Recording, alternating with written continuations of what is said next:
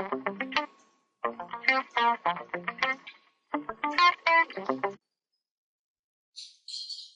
and welcome to Finance Walk. In this video, we'll check the job description of equity research analyst and buy side and sell side analyst. What's the difference between buy side and sell side analyst, and which side you should try first, whether buy side or sell side.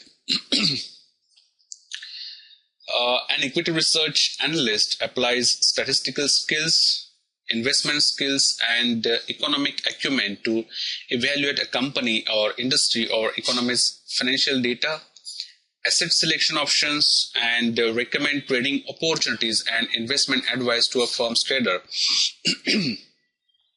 An equity research analyst, also known as stock research analyst or equity analyst, an equity research professional partners with traders, assistants, and risk managers, and works under the guidance of a senior researcher to identify, assess, and monitor risks in a firm's securities exchanges transactions and gauge price levels of securities in financial markets.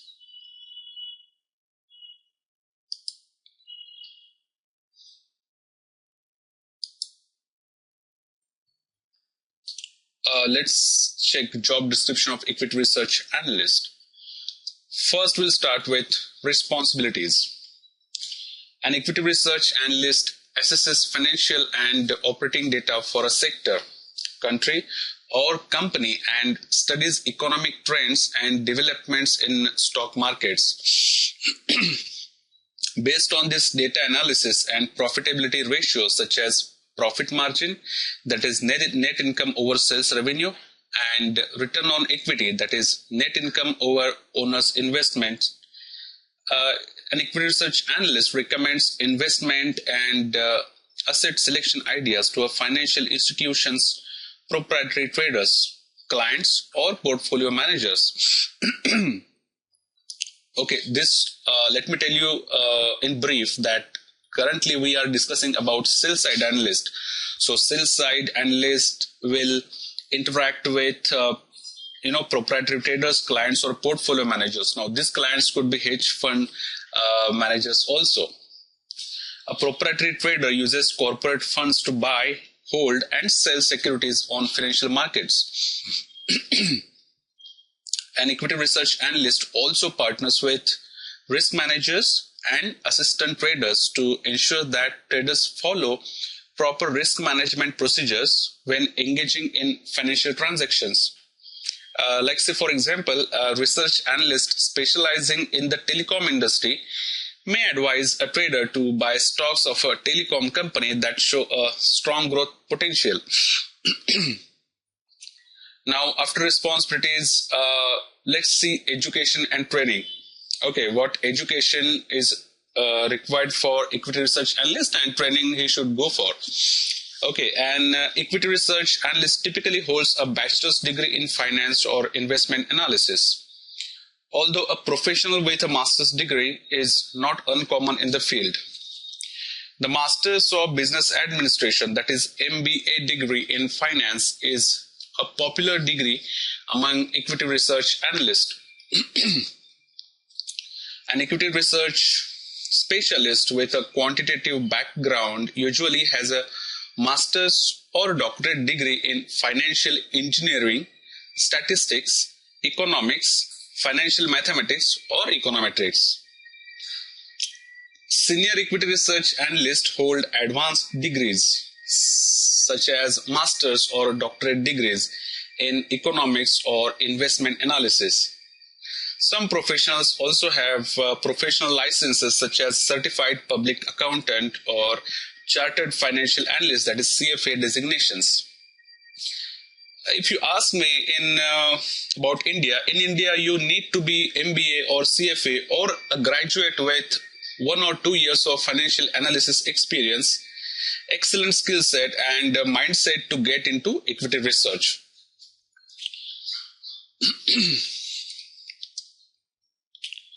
Third part, salary. An equity research analyst pay package typically includes salary as well as stock and cash bonuses. Most equity research positions bonuses are performance based. So salary is fixed and bonus is performance based. An equity research analyst also can be paid based on his academic training, seniority, or length of service. Now let's see what career development opportunities are there for equity research analyst. An equity research analyst can be promoted quickly if he performs well and seeks a higher degree or professional certification. To give you an example, an equity research analyst at an investment bank can enroll in a university's doctorate program in finance to increase his career growth opportunities. Or he could seek the Chartered Financial Analyst, that is CFA designation.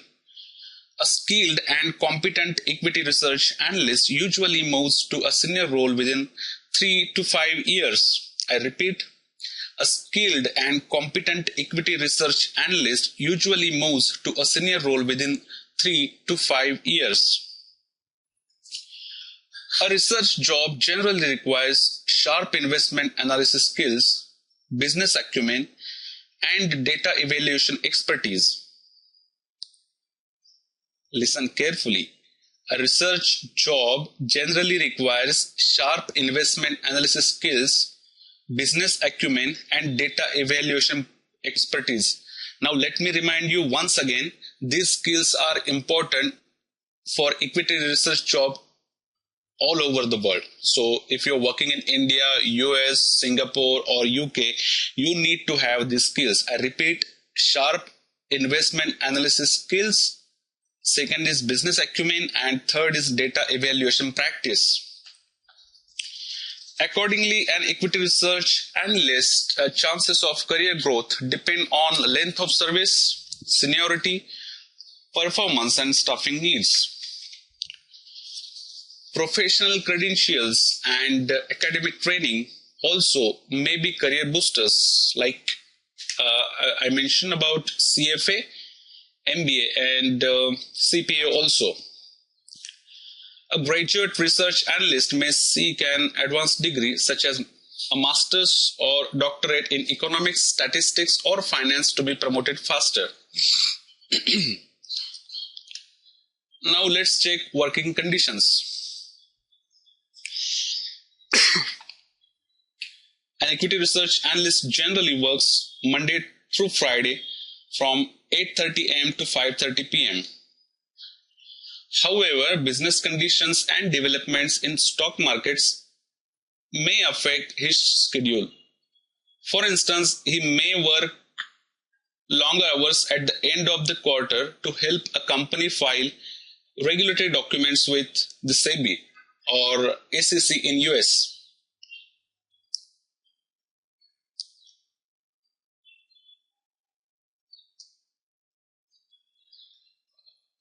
Now let's see sales side analyst and buy side analyst. What are sales side analyst and what are buy side analyst? You must be having this confusion whether I should start with sales side or buy side first.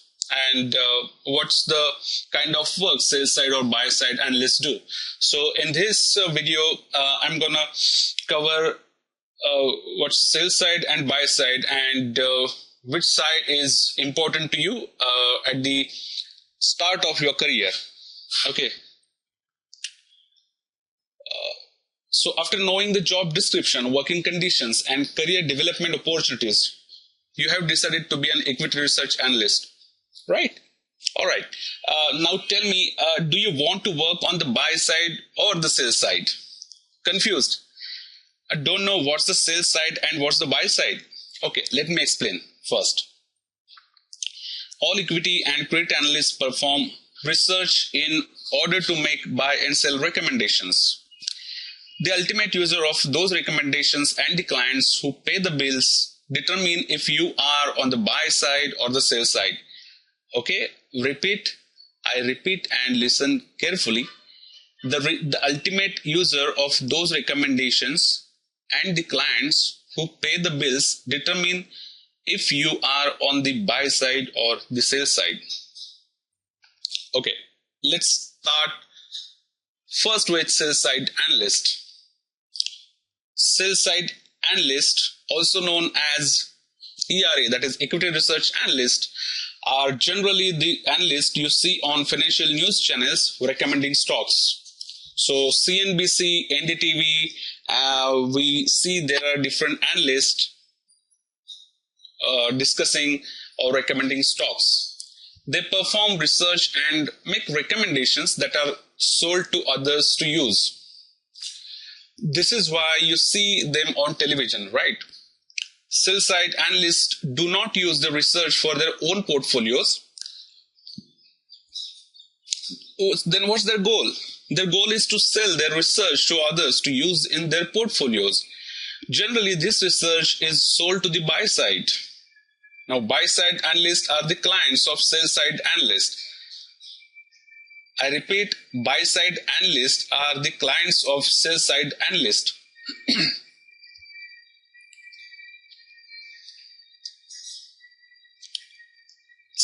Issue research reports.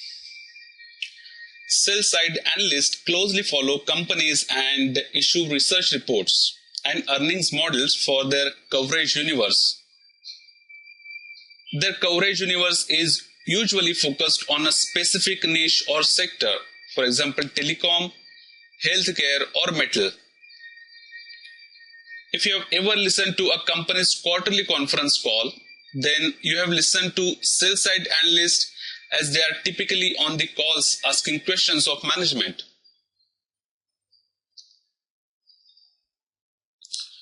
Role of marketing. One key difference between buy-side and sell-side analyst is the role of marketing. Sell-side analysts spend a large amount of time talking to existing clients and potential new clients about their research. Their job is to convince institutional investors, that is buy-side analysts, that their research is worth paying for through trading commissions with their firm.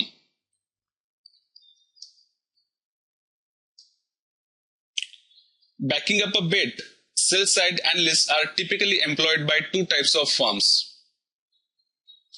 The large bulge bracket brokerage houses and investment banks that are household names, or smaller boutique research shops that only provide research. The larger firms have trading desks, so a portion of the trading commissions generated are paid in exchange for access to that firm's sell-side research. For the smaller firms without trading desks, the research is typically paid through cash.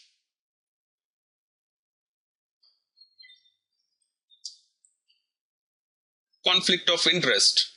Another key difference between buy-side analyst and sell-side analyst applies to those sell-side analysts at the large brokerage firms that have investment banks. One role of the investment bank is to raise capital for public companies, the same public companies that its research analysts cover. This creates a serious conflict of interest because the investment bankers don't want its research analysts slapping sell ratings on companies where they are trying to raise capital. Sarbanes-Oxley has rules that strengthen the Chinese walls between the research groups and the bankers. But the internal conflict is still there, and evidenced by the very high percentage of buy recommendations issued by analysts compared to an almost zero number of sell ratings. Okay, you tell me, how many of you have seen sell ratings on equity research reports? Okay, so just for your curiosity, just go and read equity research reports, at least 8 or 10, and then check yourself how many of them have given sell ratings. Most probably you will find buy or hold rating.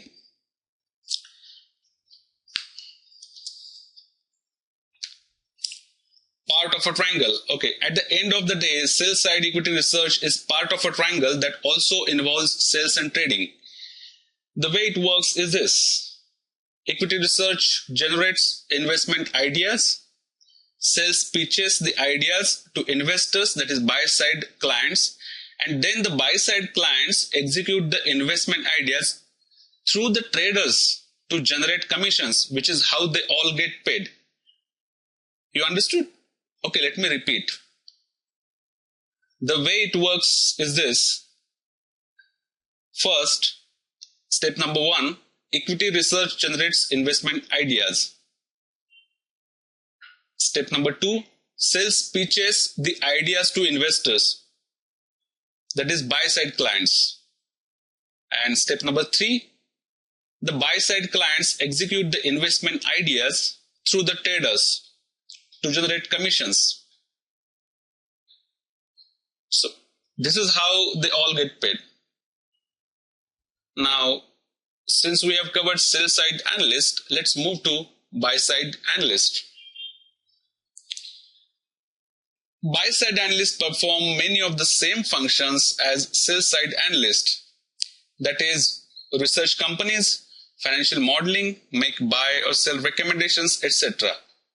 However, buy-side analysts will use research from many sell-side analysts and combine it with their own research to make recommendations.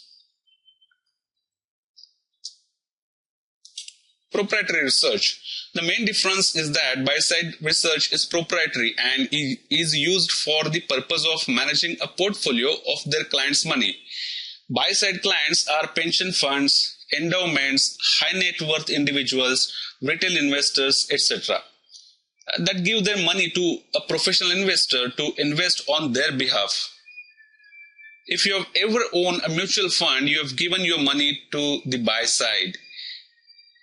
Hedge funds and mutual funds are probably the two most common types of investment firms on the buy side. I repeat, hedge funds and mutual funds are the two most common types of investment firms on the buy side. So they use this proprietary research. Coordination with portfolio managers. So while a sell side analyst job is to sell research to buy side clients, the buy side analyst job is to sell research to portfolio managers. Portfolio managers make the ultimate buy or sell decision, but they arrive at that decision utilizing the research and recommendations from buy-side analyst. Okay, now you must be confused whether to go to start your work from buy-side or sell-side. So here, let's see some pointers which will help you decide which side is most important for you. If you're just starting your career, the entry-level responsibilities are virtually identical. So the entry-level responsibilities are normally identical on buy side and sell side, both. So the responsibilities like financial modeling and assisting with stock recommendations. Besides, picking a side at the start of your career is probably irrelevant since you can jump to either side down the road.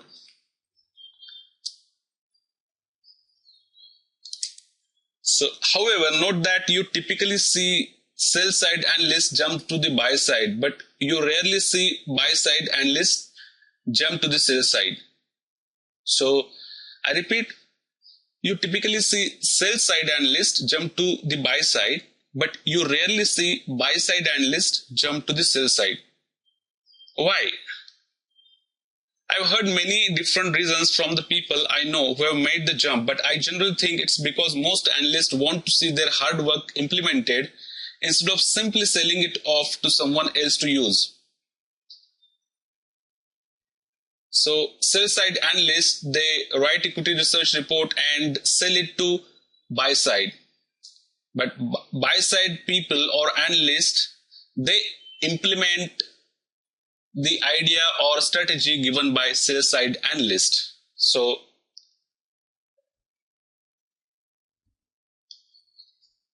buy-side analysts think this is more satisfactory job. Okay. There are some other issues to consider if you are looking at the sell side. For example, if you are a sell side analyst at a firm that has an investment bank, you will be expected to add input to the bankers on pending IPOs and other capital raising activities.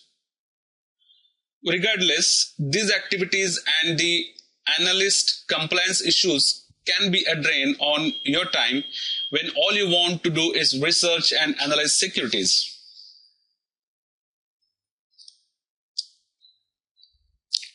So, if you decide to include the sell side in your career search, be sure to include these niche-focused boutique firms and not just the bulge bracket names.